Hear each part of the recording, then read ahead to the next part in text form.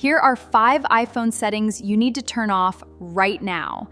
If you're on your iPhone and you just got a brand new iPhone, or if you've had it for a while, this is something that I would recommend every single person going through. There are 2 main categories. One is your personal privacy and settings to turn off to keep your privacy on your iPhone, and then the second one is to make sure that your phone isn't using up too much battery. Those are really 2 common things that I see people asking questions about and having issues with. One is your personal privacy and the other one is your iPhone battery draining too quick. I'm gonna walk you through all of those, but first hit the subscribe button down below, really helps me out. Thanks, guys.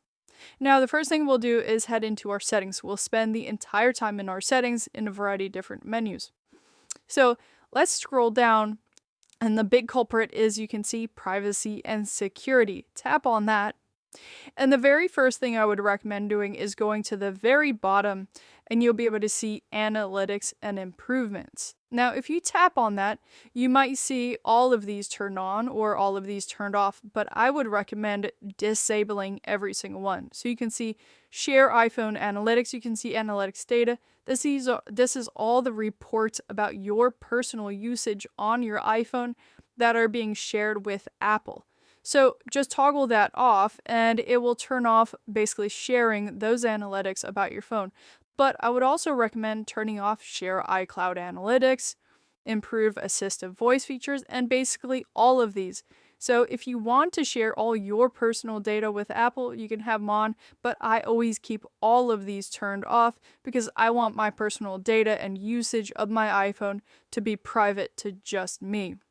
Now, another thing that we will do in a similar light is make sure that Apple is not sharing my data to advertisers so that they can track me and track my usage on my iPhone to sell me better ads. So tap on Apple advertising here.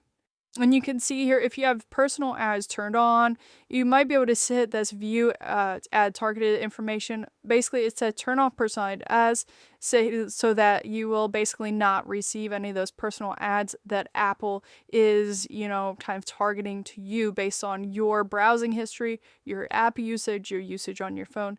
Again, I would recommend turning this off. In the days of Apple advertising, Google, Facebook, all of those, you get advertised to enough, and I would prefer not to share any information about my iPhone usage to advertisers.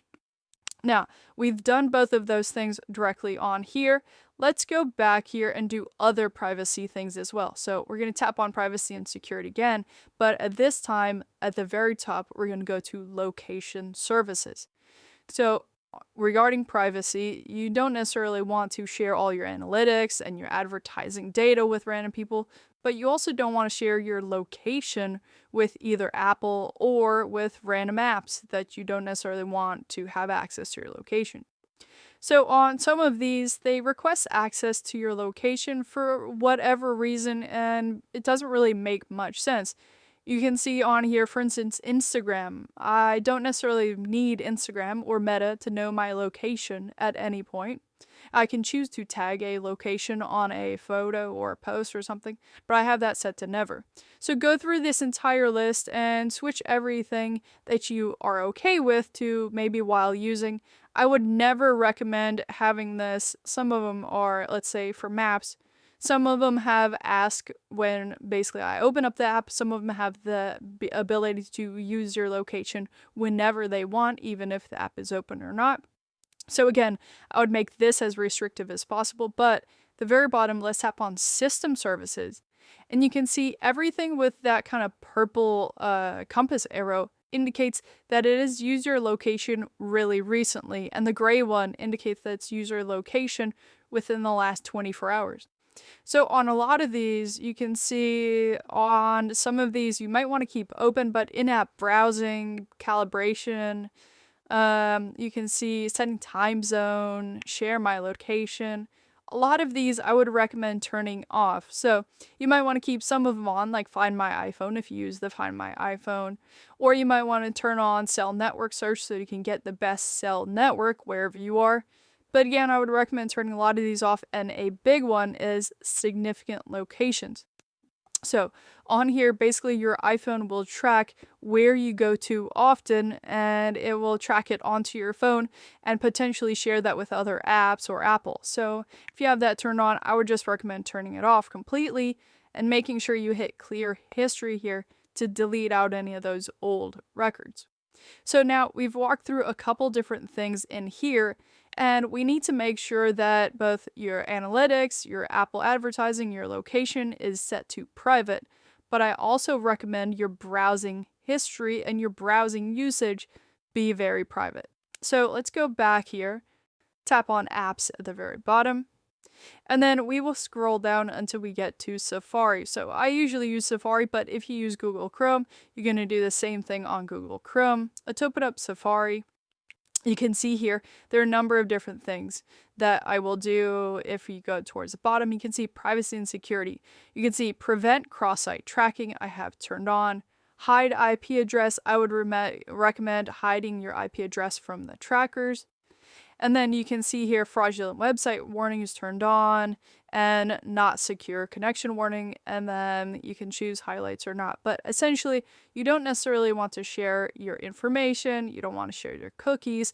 You don't want to share tracking information to a variety of different websites.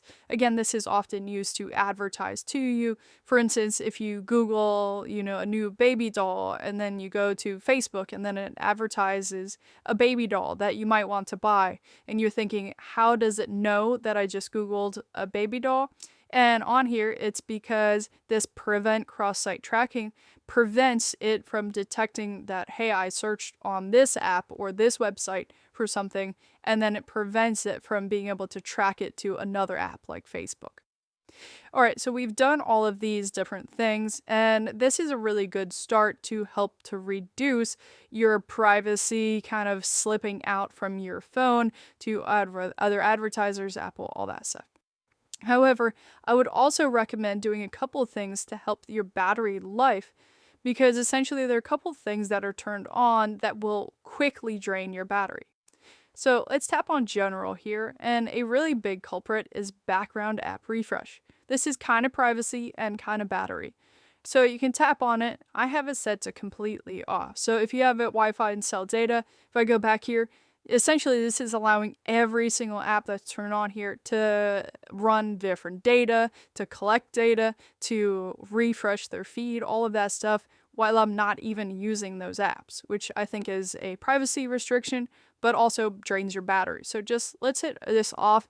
And now whenever you open up an app, you can refresh it, but otherwise it won't be using data and doing things in the background that you don't want it to do.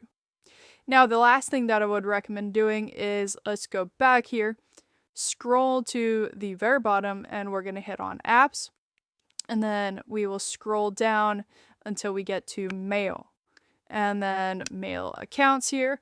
Now, a couple of things you can see at the very bottom is fetch new data. If you have this turned on and push turned on, essentially what this is going to do is it's going to allow all of your email from Gmail, Yahoo, MSN, whatever, to be pushed over to your phone. Again, this takes up a lot of battery life and it constantly is refreshing. So I would recommend turning this off.